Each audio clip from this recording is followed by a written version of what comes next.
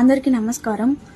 నేను ఈ video clarity ఇవ్వడానికి అండ్ క్షమాపణ తెలపడానికి చేస్తున్నాను. నేను పోస్ట్ చేసిన వీడియో వైరల్ అయ్యాక తెలిసింది అది కరెక్ట్ కాదు అని. యాక్చువల్లీ మా డాక్టర్ 12 ఇయర్స్ అండి. దానికి ట్యూమర్ సర్జరీ అయింది. అది రికవరీ అవ్వాలని నేను నా అమ్మని మొక్కుకున్నాను. సో అది రికవరీ అయింది, నడుస్తుంది. సో ఆ మొక్కు చెల్లించాలని మా డాగ్ని బంగారం తూకం వేయడం జరిగింది.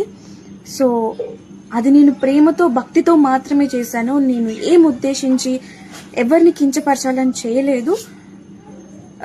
మన మేడారం జాతర సాంప్రదాయం ప్రకారం, గిరిజనుల ఆచారాల ప్రకారం అది తప్పు అని నేను ఇప్పుడే తెలుసుకున్నాను. సో నేను చేసిన ఈ పొరపాటు వల్ల ఎవరైనా హర్ట్ అయి ఉంటే సారీ. అండ్ ఇలాంటి పొరపాట్లు మళ్ళీ జరగవు. అలాంటి తప్పు మళ్ళీ చేయను. నేను మన సాంప్రదాయాన్ని ఎప్పుడు గౌరవిస్తూనే ఉంటాను. ఈ విషయాన్ని ఇక్కడితో ముగించాలని మిమ్మల్ని అందరినీ సిన్సియర్గా కోరుతున్నాను. అందరికీ నమస్కారం. నేను ఈ వీడియో క్లారిటీ ఇవ్వడానికి అండ్ క్షమాపణ తెలపడానికి చేస్తున్నాను.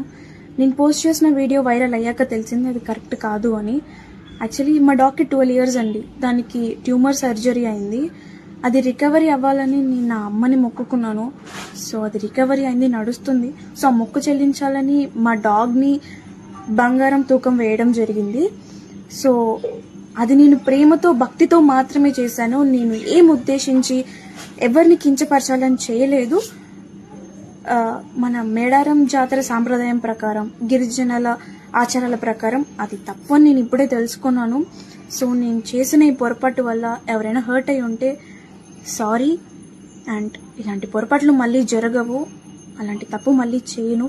నేను మన సాంప్రదాయాన్ని ఎప్పుడు గౌరవిస్తూనే ఉంటాను. ఈ విషయాన్ని ఇక్కడితో ముగించాలని మిమ్మల్ని అందరినీ సిన్సియర్గా కోరుతున్నాను.